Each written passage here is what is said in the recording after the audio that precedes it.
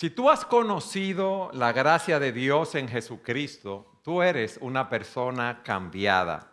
Y digo esto porque la gracia de Dios nos transforma y no nos deja seguir viviendo como nosotros vivíamos antes de conocer al Señor. Recuerden lo que dice Pablo en 2 Corintios 5:17. Si alguno está en Cristo, nueva criatura es. Las cosas viejas pasaron, he aquí, ¿qué dice? Todas son hechas nuevas. Somos nuevas criaturas, pero hay una realidad. Tenemos presiones sobre nosotros, no hemos sido glorificados, estamos en un proceso de santificación y hay una realidad y es que mientras estemos aquí en la tierra vamos a tener luchas con el mundo, con nuestra carne, con los ataques del maligno que quieren hacernos caer, que quieren hacernos volver a esa vieja vida y todas esas fuerzas entran en acción en un intento de apartarnos de los caminos del Señor. La pregunta es la siguiente: ¿cómo debemos responder? Cuando somos atacados, ¿qué debemos hacer? ¿Responder con mal por mal? ¿Maldición por maldición? ¿Ataques sobre ataques que nos hacen? ¿Qué debemos hacer nosotros para impactar nuestra sociedad? Recuerden que la epístola de Tito que estamos estudiando, Pablo le escribe a Tito que estaba en Creta, que era una isla, un pueblo muy pagano, muy hostil. Y hoy en el capítulo 3, y quiero que vayan allí conmigo, Tito capítulo 3, vamos a estudiar de los versículos 1 al 7. Pablo le dice a Tito que enseñe a los creyentes y a las personas allí que debemos vivir esas vidas transformadas, esas vidas de piedad, llenos de buenas obras que muestren la obra de la gracia de Dios en nosotros. Esas vidas transformadas por la gracia de Dios, que glorifican a Dios a través de esas buenas obras, nos va a dar la plataforma para poder predicar el evangelio a los perdidos. Y aquí Pablo está hablando de las obligaciones que tenemos los cristianos ante la sociedad. Por eso hemos titulado a este mensaje, los creyentes como ciudadanos. Tú y yo, si hemos conocido al Señor, estamos llamados a resplandecer como luminares en nuestras vidas públicas, como ciudadanos, como vecinos, en nuestro trabajo. Estamos llamados a adornar en todo la doctrina de nuestro Señor Jesucristo. Y hoy vamos a ver cómo Pablo le dice a Tito cuál debe ser la relación del creyente con las autoridades civiles y con sus conciudadanos, y luego las razones bíblicas por qué nosotros debemos ser buenos ciudadanos. Entonces, con eso en mente, quiero que leamos Tito capítulo 3, versículos 1 al 7. Recuérdales que estén sujetos a los gobernantes, a las autoridades, que sean obedientes, que estén preparados para toda buena obra, que no injurien a nadie, que no sean contenciosos, sino amables, mostrando toda consideración para todos los hombres. Versículo 3. Porque nosotros también en otro tiempo éramos necios, desobedientes, extraviados, esclavos de deleites y placeres diversos, viviendo en malicia y envidia, aborrecibles y odiándonos unos a otros. Pero cuando se manifestó la bondad de Dios, nuestro Salvador, y su amor hacia la humanidad, Él nos salvó. No por obras de justicia que nosotros hubiéramos hecho, sino conforme a su misericordia, por medio del lavamiento de la regeneración y la renovación por el Espíritu Santo, que Él derramó sobre nosotros abundantemente por medio de Jesucristo nuestro Salvador, para que justificados por su gracia fuéramos hechos herederos según la esperanza de la vida eterna. ¿Cuál debe ser nuestra relación con las autoridades civiles, con nuestros conciudadanos? Bueno, aquí se nos dice, en primer lugar, que debemos estar sujetos a nuestros gobernantes, a aquellos que tienen la autoridad, a aquellos que nos gobiernan. Quizás uno desearía que muchas veces las autoridades fueran otras, pero no podemos eludir el hecho que debemos someternos a ellas, aunque no nos guste. Estos hermanos que vivían allí en Creta tenían que someterse a esas autoridades. Y alguien puede decir, pero si yo soy ciudadano de los cielos, si yo soy un creyente, ¿por qué tengo que obedecer? Y recuerden que en esos tiempos los emperadores eran dictadores. Uno se pregunta, ¿por qué tengo que pagar los impuestos? ¿Por qué yo tengo que obedecer las leyes de una sociedad que no tiene temor a Dios? Y muchas veces esas autoridades que nos gobiernan son los primeros que no muestran ningún temor a Dios. ¿Por qué debo yo someterme a ellos? Yo en Cristo soy libre, no tengo que seguir ninguna atadura humana, pero no es así. Nuestra libertad en Cristo, óyeme bien, no justifica el incumplimiento de nuestras obligaciones sociales. Y a través de las Escrituras vemos muchos pasajes que nos hablan de esto. Por ejemplo, en Romanos capítulo 13 se nos dice, sométase toda persona a las autoridades que gobiernan, porque no hay autoridad sino de Dios, y las que existen por Dios son constituidas. Por tanto, el que resiste a la autoridad, a lo ordenado por Dios, se ha opuesto, y los que se han opuesto recibirán condenación sobre sí mismo. Nosotros estamos llamados a cumplir con nuestros deberes. Ustedes saben que el hecho de estar sin autoridad, el mal que recibimos estando en una anarquía sin autoridad es mayor que el bien que nosotros recibimos teniendo autoridad. O sea, las autoridades, sean cuales sean, frenan el mal que se hace en la sociedad. Por lo tanto, Dios diseñó la autoridad y nosotros debemos someternos a ellas. Amén. Ahora, déjenme decirle de manera más clara todavía. ¿Qué significa eso? Bueno, que como cristianos en nuestro país debemos cumplir la ley de nuestro país. Que eso incluye el pago puntual de los impuestos. Y muchos dicen, pero que tú no sabes que uno paga los impuestos y mira a los funcionarios que se hacen millonarios, mira cuántos casos de corrupción. Pero ese no es el problema nuestro. El problema nuestro es pagar nuestros impuestos. Ellos le darán cuenta a Dios. Debemos ser honrados en nuestros negocios, cumplir con nuestros contratos laborales y someternos a las leyes que nos dan las autoridades, que estén sujetos a sus gobernantes. Luego dice que sean obedientes. O sea, esa obediencia no debe ser, bueno, yo voy a pagar, pero que son unos ladronazos, que mira que está mal, que se roban el dinero, mira cómo viven. No. Debe ser una obediencia de corazón. Óigame bien, de corazón. Una sumisión de corazón a las leyes del país. ¿Por qué? Porque esas autoridades están ahí puestas por Dios. Ahora, ¿cuándo yo no debo obedecer a las autoridades? Cuando me dicen que haga algo contrario a la ley de Dios. Ahí yo no puedo obedecer a las autoridades. Pero también nos dice en tercer lugar que estén preparados para toda buena obra. Siempre que podamos, hermanos, debemos contribuir a nuestra sociedad. Debemos tener un anhelo de no ser tan egoístas y vivir también sirviendo a los demás.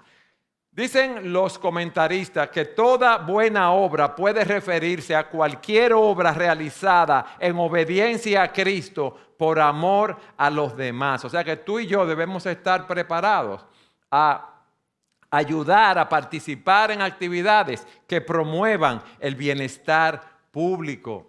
En la medida de lo posible, hermanos, ayudar en nuestra sociedad. No importa lo hostil que sea esa sociedad hacia nosotros. Nosotros debemos servirle a las personas que están a nuestro alrededor. Instituciones de ayudas a personas desvalidas, incapacitadas, programas deportivos, programas del gobierno en los cuales nosotros podamos participar. Nosotros debemos ser conocidos por ser benignos y bondadosos con los demás. Miren, cuando el Señor envió a Judá a Babilonia como cautivo, el profeta Jeremías le dijo lo siguiente, escuchen esto. y busquen el bienestar de la ciudad donde los he desterrado. O sea, ellos fueron allá desterrados, y rueguen al Señor por ella, porque en su bienestar tendrán bienestar. En el bienestar de la ciudad, ustedes van a tener bienestar. Entonces nosotros debemos estar preparados para toda buena obra. En cuarto lugar, se nos dice que no injurien, que no difamen a nadie. Esa palabra injuriar, de ahí es que viene la palabra blasfemia. Tiene que ver con calumniar, maldecir, tratar con desprecio a los demás. Mis hermanos, es trágico ver cómo nosotros muchas veces somos ligeros para emitir opiniones despectivas de personas que están en el gobierno. Ese hombre, eso es un ladronazo, pero tú lo conoces, las leyes lo han condenado. Y ahí están los cristianos repitiendo esas palabras de personas, o sea, despectivas, que difaman de otras personas, y nosotros no estamos llamados a hablar con menosprecio de los políticos, de personas públicas, de otras personas, de compañeros de trabajo. No estamos llamados a hacer eso. Entonces cuídate con esa difamación en el lugar de trabajo, en la iglesia, con los vecinos, con tu familia también, porque somos muy propensos a hacerlo. No, porque tú no sabes que hubo un sobrino de un primo, de un amigo mío, que conoce a tal ministro y es un ladronazo. Pero ¿y qué es eso? Así que nosotros decimos las cosas y somos ligeros en hablar así. No podemos, no debemos difamar a nadie. Aunque sean personas que te estén atacando a ti, no estamos llamados a difamar a nadie. Debemos encomendar nuestra causa a aquel que juzga justamente. Pero fíjense lo que dice aquí. Que no sean contenciosos, o sea, pendencieros, sino amables. Debemos ser amistosos, pacíficos. Hermano, yo sé que es fácil uno enojarse con aquellos que uno ve que no están llevando bien la cosa pública en sus... no cumpliendo con su labor, con que se le manda en su ministerio, en su trabajo. Vemos que se hacen cosas mal y ahí salimos nosotros muchas veces a enojarnos con esas personas. Nosotros no tenemos, mis hermanos, que estar buscando problemas con los demás. ¿Me explico? En eso debemos estar conscientes, debemos ser amables, debemos ser dispuestos. Hay personas que son, en dominicano, unos pleiticos. ¿Sabes lo que es un pleitico? Que le gusta siempre una contención, un problema, un chisme con otras personas. Nosotros no estamos llamados ni a hacerlo ni con las autoridades civiles, ni con nadie en el vecindario, ni con nadie en el trabajo. Pero tú no sabes lo que me dijo. Está bien, tú hablas con la persona, pero muchas veces es mejor sufrir el agravio y no ser el que lo tenga que cometer. Miren el ejemplo de Jesucristo. Cristo nunca buscó lo suyo propio, sino el bien de los demás. Pero también nos dice aquí que debemos mostrar toda consideración, toda mansedumbre para con todos los hombres. Esa mansedumbre es un fruto del Espíritu. Muchos piensan que el ser manso es ser débil. No, eso es fuerza bajo control.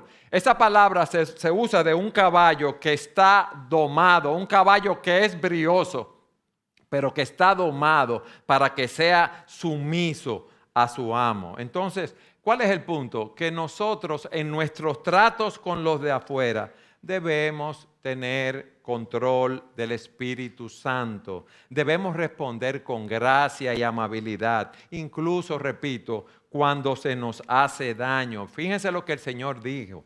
Tomen mi yugo sobre ustedes y aprendan de mí, que yo soy manso y humilde de corazón, y hallarán descanso para sus almas. Y dice que debemos mostrar esa mansedumbre para con todos los hombres.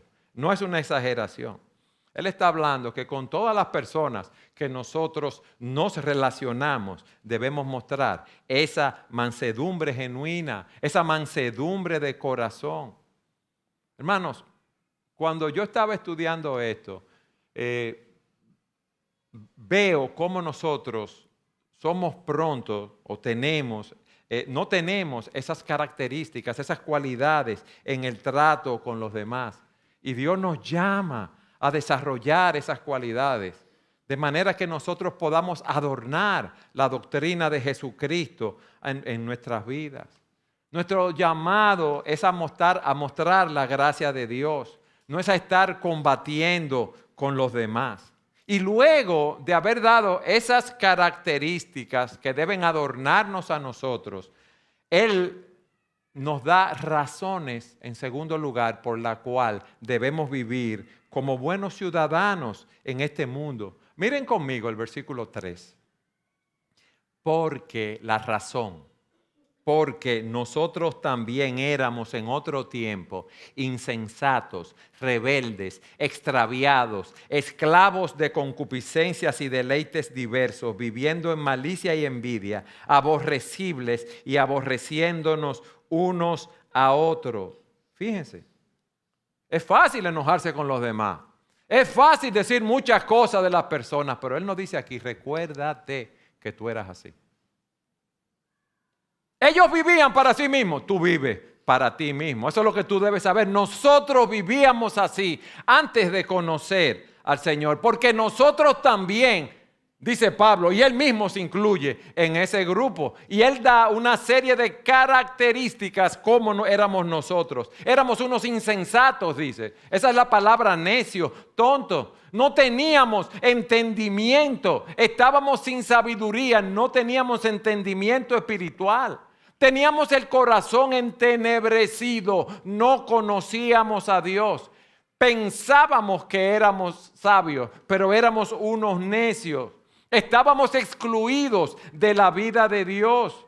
Teníamos un corazón duro. Una persona puede tener maestría, doctorado, postdoctorado, puede tener una gran educación, puede tener mucha inteligencia, pero si no conoce a Dios, si no confía en Él para salvación, es un insensato en relación a la verdad más importante de su vida. Porque hay una realidad, hermanos. Todos nosotros nos vamos a morir. Y hay dos lugares eternos, dice la Escritura. O vida eterna o condenación eterna. Y usted ve en el día de hoy las personas viviendo en el materialismo. No, yo tengo una buena vida porque creen que la buena vida consiste en la abundancia de los bienes que poseen. Pero esos bienes se van a quedar aquí cuando tú mueras. Y muchas personas se creen sabias y tratan de construir sus vidas sobre un fundamento que no es la palabra de Dios. Pero dice la Escritura que hay camino que al hombre le parece derecho, pero su fin es camino de muerte. Tú puedes tener un dolor de cabeza y yo te digo, te voy a dar un calmante para el dolor de cabeza, pero si te doy estricnina o te doy un veneno y te lo bebes, tú crees que esa pastilla te va a quitar el dolor de cabeza, pero ¿qué va a pasar con ese veneno? Te va a matar. Así muchos hombres piensan que se están llevando el mundo por delante, pero son unos insensatos. Y Pablo dice, tú y yo éramos así. También dice en segundo lugar que éramos rebeldes, desobedientes a la autoridad divina. Éramos desobedientes a la autoridad humana. Nos guiábamos por lo que nos decía nuestro entendimiento y nuestra conciencia que está entenebrecido. Y obedecíamos las leyes del gobierno que nos convenía obedecer o aquellas que sabíamos que si no la obedecíamos nos iban a descubrir por no obedecerla y nos iban a castigar por eso. Vivíamos para nosotros mismos. Y hacíamos las cosas conforme a nuestros intereses. Odiábamos la idea de sumisión o obediencia incluso a Dios. No, yo tengo mi filosofía de vida. No me prediques lo que tú dices. A mí no me interesa lo que dice la Biblia, lo que dice Jesucristo. Yo tengo mi propio criterio. Yo sé que yo estoy bien. Y así usted ve a las personas siguiendo sus propias ideologías. Pero te digo algo. El seguir tu propia ideología y no lo que Dios dice en su palabra es rebeldía y es desobediencia contra Dios. El seguir la filosofía de este mundo, que son anticristianas, están en contra de Dios. Por eso Santiago dice, oh almas adúlteras, ¿no saben que la amistad del mundo es enemistad hacia Dios? Por tanto, el que quiere ser amigo del mundo se constituye enemigo de Dios. insensatos, rebeldes, en tercer lugar, extraviados, engañados, es la palabra. Estábamos vagando lejos de la verdad. Estábamos viviendo en un mundo lejano de la realidad. Pensando que nos estábamos llevando el mundo por delante, pensando que éramos libres y sin saber éramos esclavos. ¿Por qué? Porque fuimos desviados, extraviados, engañados y nos apartamos del camino correcto. Usted no ve cuántas personas sabias que creen en la evolución. Ustedes ven cuántas personas ahora que rechazan los estándares morales de Dios. Ustedes no ven cuántas personas que están buscando la felicidad y su realización siguiendo los deseos de los ojos, los deseos de la carne, la vanagloria de esta vida. Ustedes no ven cuántas personas que piensan que la vida es la acumulación de bienes materiales. Pero ni tú, ni yo, ni nadie puede violar la ley de Dios sin consecuencias dañinas. Si tú lo estás haciendo así, piensas eso, estás engañado. Si tú estás fundando tu vida sobre fundamentos humanos, tú estás extraviado, tú has perdido el rumbo de tu vida. Y ese extravío es una de las grandes características de esta sociedad, mis amados. Esta sociedad a lo malo le dice bueno ahora y a lo bueno le dice malo. Esta sociedad no sabe lo que quiere, esta sociedad no sabe hacia dónde va. Las personas no quieren asumir responsabilidades en la vida. Todo es querer divertirse. Están extraviados. Pero también dice que éramos esclavos de concupiscencias y deleites diversos. ¿Sabes lo que significa eso? Que estábamos dominados por nuestras propias pasiones, por nuestros propios deseos. Los deseos son muchos, de diferentes colores. Son muchas las tentaciones que tenemos a nuestro alrededor. Son muchas las preocupaciones. Son muchas las vías de buscar riqueza. Muchas las vías de buscar placeres. ¿Qué es lo que pasa con el hombre? Miren lo que hay. Cuando el hombre tiene un vacío que Dios ha puesto en su corazón, Eclesiastés nos dice que Dios ha puesto eternidad en el corazón del hombre. ¿Y qué pasa? Que todos nosotros, cuando no conocemos al Señor, tratamos de llenar ese vacío, viviendo para nosotros mismos, satisfaciendo nuestros deseos, nuestras pasiones, nuestros apetitos, nuestras ambiciones. Y pensamos que nos estamos llevando el mundo por delante, pero quien vive para satisfacer sus propios deseos es un esclavo de ellos. Un autor dice que el pecado, como las drogas adictivas, esclaviza siempre a quien incursiona en ella. Al principio, la persona usa droga y se siente muy bien. Bebe alcohol y se siente muy bien. Tiene una gratificación sexual y se siente muy bien. Hay personas que están muy cargadas, problemas, tensiones, ansiedades, beben alcohol y eso alivia los problemas y las presiones. Pero todos esos pecados al final te esclavizan. Tú ves las personas alcoholizadas, tú ves las personas dependiendo de las drogas, tú ves las personas en pornografía con vidas destruidas. Pero Él nos dice que nosotros también vivíamos en malicia y en envidia. Y esa malicia no es una simple travesura, no, es maldad. Es perversidad, iniquidad. Es una disposición hacia el mal. Malicia significa mala voluntad hacia los demás. Eso es el fruto del egoísmo. Eso es querer salirnos con la nuestra. No importa que tengamos que llevarnos por delante a quien tengamos que llevarnos. No importa a quién vamos a dañar. Si tú tienes que mentir de un compañero de trabajo para que lo voten porque tú quieres esa posición, ¿lo haces? Si tú tienes que engañar a alguien para obtener lo que tú quieres obtener, ¿lo vas a engañar? Si hay que poner a correr un rumor desagradable para hacer quedar mal a tu enemigo? Lo hace. Eso es la malicia. Pero también nos habla de la envidia. ¿Sabes lo que es la envidia? Querer lo que la otra persona tiene. Desear estar en la posición que está la otra persona. Y eso está relacionada con la codicia.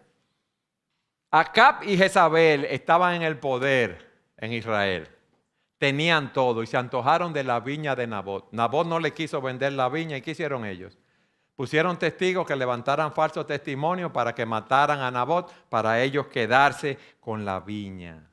Y dice aquí que nosotros vivíamos en malicia y envidia, que éramos aborrecibles. Aborrecible es que le habíamos dado la espalda a Dios. Éramos adictos a nosotros mismos, a vivir para nosotros mismos. Éramos unos egocentristas. Llevábamos vidas caracterizadas por la malicia y la envidia. Por eso éramos aborrecibles. Y odiándonos unos a otros, dice en séptimo lugar. Eso es un término fuerte. No, yo no odio a nadie. Piensa si tú no odias a nadie. Pero tú no le hablas a fulano, no, es que estoy dolido con lo que me hizo. ¿Y eso qué es? ¿Eso qué es? Odio. Pero tú no vas a ir si te invitaron a tal sitio. No. No hay derecho a que nos traten como nos trataron y yo no voy a ir. ¿Qué hacemos cuando expresamos todas esas cosas? Muchas veces estamos tratando de ganarnos la buena voluntad de terceras personas y ponerla en contra de otras. Y estamos diciendo con palabras bonitas cómo nosotros odiamos. ¿Por qué debemos vivir como buenos ciudadanos en este mundo? Por lo que éramos antes de ser salvos, por la triste condición de la cual Dios nos ha salvado. Ahora, en tercer lugar, Pablo le dice a Tito cómo fue que Dios nos salvó, cómo fue que nosotros fuimos cambiados. Miren lo que le dice en el versículo 4.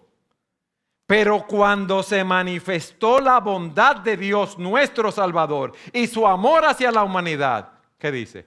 Él nos salvó. Dios nos salvó. Y esto nos enseña algo, ¿eh? Para ser salvos debemos abrir nuestros ojos y ver que estamos irremediablemente perdidos y que no podemos salvarnos por nosotros mismos. Fíjense lo que dice, cuando se manifestó la bondad de Dios, ese interés benévolo, amoroso, lleno de gracia que es parte de la naturaleza de Dios. Y se manifestó el amor de Dios hacia nosotros. Ese amor de Él. Dios es un Dios de amor, Dios es un Dios de bondad, Dios es un Dios de misericordia. ¿Y ustedes saben cuál fue la mayor muestra de amor de Dios? Lo que nos dice primera de Juan 4, versículo 9. En esto se manifestó el amor de Dios en nosotros. ¿En qué? En que Dios ha enviado a su Hijo unigénito al mundo para que vivamos por Él.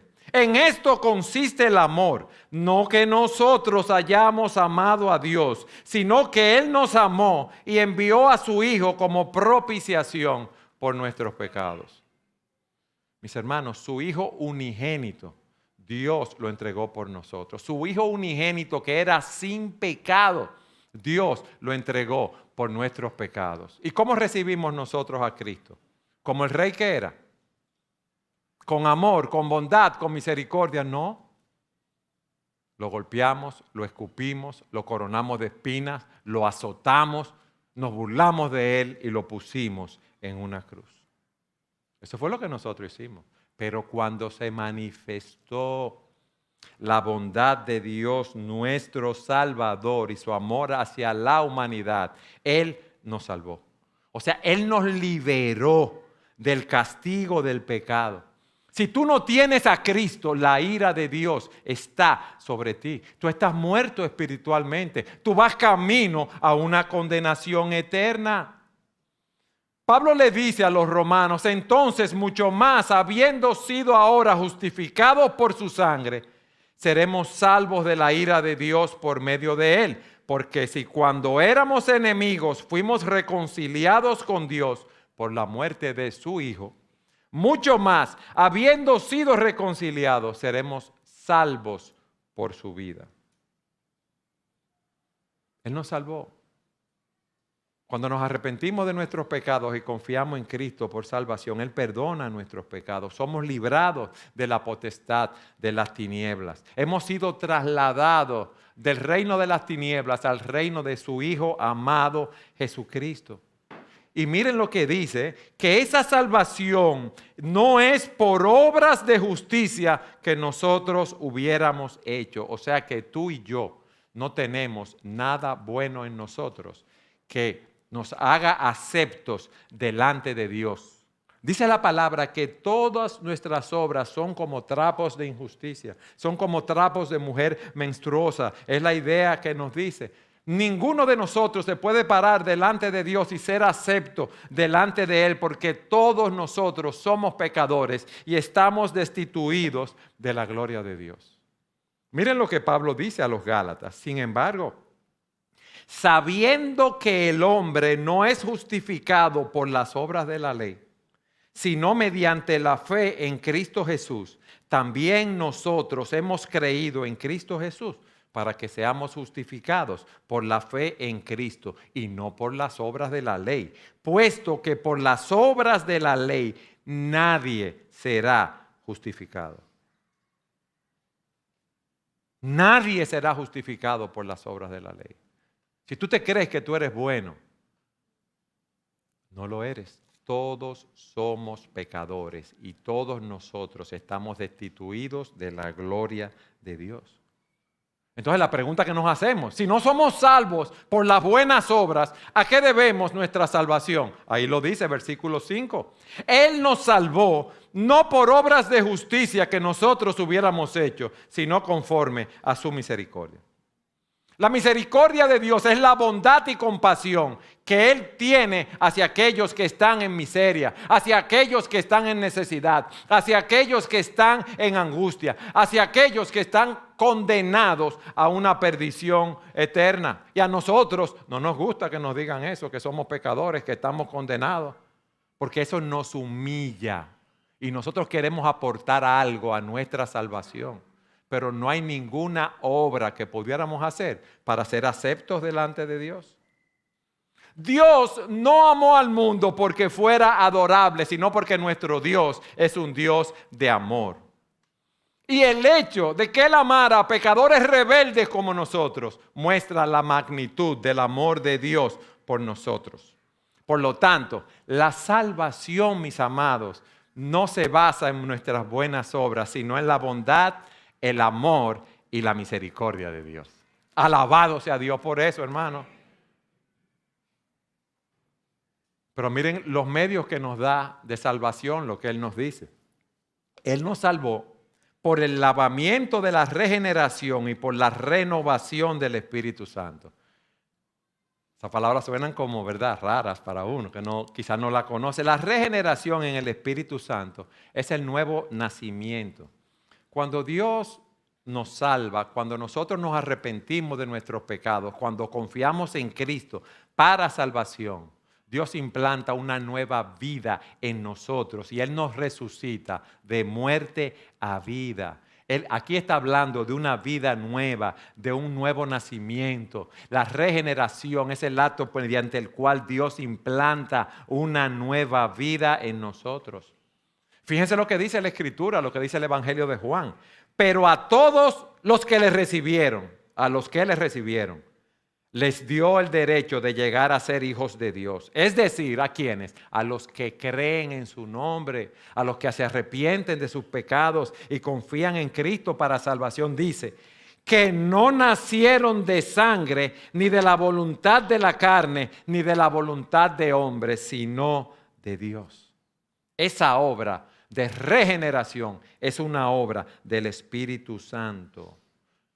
El Espíritu Santo toma esta palabra que es predicada, la aplica a nuestros corazones.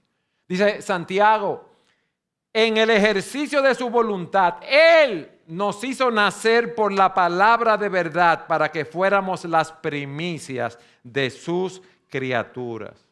Y dice Pedro, pues han nacido de nuevo, óigame bien, han nacido de nuevo, no de una simiente corruptible, sino de una que es incorruptible, es decir, mediante la palabra de Dios que vive y permanece para siempre. Él nos regeneró, Él nos renovó por la obra del Espíritu Santo. La salvación es un acto instantáneo. Cuando creemos en Cristo tenemos nueva vida, pero esa renovación es un proceso de santificación en el cual vamos despojándonos de los viejos hábitos pecaminosos y nos vamos vistiendo de los hábitos piadosos. Es una obra de santificación. Por eso Pablo dice a los filipenses, estoy convencido de esto, que el que comenzó en ustedes la buena obra la perfeccionará ¿hasta cuándo? Hasta el día de Jesucristo. Mis hermanos, Él va a perfeccionar su obra. Él derramó abundantemente ese espíritu por medio de Jesucristo. ¿Para qué? Para capacitarnos, para nosotros hacer su obra. Nosotros tenemos el Espíritu Santo. Todo creyente tiene el Espíritu Santo morando dentro de él. Nosotros debemos despojarnos de esos viejos hábitos pecaminosos y vestirnos cada día de Cristo, queriendo adornar en todo la doctrina de nuestro Salvador. Ahora, ¿qué es lo último que Pablo nos dice? Vayan conmigo al versículo 7. Miren qué hermoso. ¿Cuál es el propósito de nuestra salvación? ¿Cuál es el resultado de nuestra salvación? Miren lo que dice. Para que justificados por su gracia, o sea, para que siendo declarados justos por la gracia de Dios, que es un don inmerecido, viniésemos a ser herederos conforme a la esperanza de la vida eterna. ¿Tú sabes lo que significa eso? Cuando tú crees, tú eres justificado, declarado justo. Tus pecados son perdonados. Eres acepto delante de Dios a través de la obra que Cristo hizo. Pero algo más. Cuando somos salvados, somos adoptados en la familia de Dios y somos hechos herederos. Herederos de Dios, mis hermanos. Lo que nos espera no es chiquito. Herederos de Dios. Y ustedes saben qué es lo que esperamos. La redención final. La plena realización de la vida eterna. Todavía los creyentes no hemos experimentado a plenitud, en su totalidad, todo lo que Dios nos prometió en Cristo. Miren lo que dice la palabra. Y los creyentes también gemimos, aunque tenemos al Espíritu de Dios en nosotros como una muestra anticipada de la gloria futura, porque anhelamos que nuestro cuerpo sea liberado del pecado y el sufrimiento. Nosotros también deseamos con una esperanza ferviente que llegue el día en que Dios nos dé todos nuestros derechos como hijos adoptivos de Él, incluido el nuevo cuerpo que nos prometió. Vida eterna, hermano. Un cuerpo glorificado. El disfrutar de Dios para siempre. Estar en el lugar donde no habrá más lágrimas, ni más llanto, ni más dolor, sino que estaremos en la presencia de Dios. Y Jesucristo, su Hijo, cuando lleguemos allí, enjugará cada lágrima de los ojos de sus escogidos. Gloria a Dios por esto, mis hermanos. Si tú has creído en Cristo, tú tienes un futuro garantizado que se llama la esperanza de la vida eterna. Una comunión eterna con Dios. Estaremos allí sin pecado, estaremos con Cristo. Allí estaremos al calor de su amor. Allí participaremos de su gozo y de su gloria. Es una vida eterna. Es una vida que nunca se acaba. Y nosotros, tú y yo, somos los herederos de esa vida. somos herederos de esa esperanza. Y esa esperanza es Dios que nos las prometió. Y Dios no es un hombre para mentir, eso es una realidad. Pablo le dice a los romanos, pero ahora, habiendo sido justificados por fe, tenemos paz para con Dios por medio de nuestro Señor Jesucristo. Ya no estamos en guerra con Dios. Ya hemos sido declarados justos. Y dice que por medio de quien también hemos obtenido entrada por la fe a esta gracia, en la cual estamos firmes y nos gloriamos en la esperanza de la gloria de Dios. Y no solo esto, sino que también nos gloriamos en las tribulaciones. Aquí ahora, sabiendo, dice él, que la tribulación, el sufrimiento, produce paciencia. Y la paciencia, carácter probado. Y el carácter probado produce esperanza. Y la esperanza, mis amados, no desilusiona. ¿Por qué? Porque el amor de Dios ha sido derramado en nuestros corazones por medio del Espíritu Santo que nos fue dado. Yo tengo una esperanza, tú tienes una esperanza. No importa lo que pasemos aquí, no importa los sufrimientos, todo esto es temporal. Cristo, cuando marchaba, dijo a sus discípulos que Él iba a preparar hogar para nosotros en los lugares celestiales. Allí es que está nuestra morada, hermanos. Esa es la esperanza de la vida eterna. Nosotros hemos recibido misericordia, bondad de parte de Dios cuando merecíamos juicio. ¿Y por qué? Por la bondad, por el amor, por la misericordia de Dios a personas incrédulas, a personas pecadoras, a personas que eran enemigos de Dios. Ese éramos nosotros, no la merecían. Por eso cuando tú pienses, pero que esa persona me ha hecho mucho daño, tú y yo le hicimos mucho daño a Dios. ¿Y cómo nos trató Dios a nosotros? Él mostró misericordia. De tal manera amó Dios al mundo que ha dado a su Hijo unigénito para que todo aquel que en Él crea no se pierda, mas tenga vida eterna. Muestra esa misericordia, lo que Pablo está diciendo ahora a Tito. Muestra esa misericordia porque tú estuviste así y tú hiciste daño a muchas personas también. No, pero que fue que me difamaron. Una vez nosotros también y muchas veces difamamos a Dios, le dimos la espalda, estuvimos extraviados y Dios es perfectamente bueno.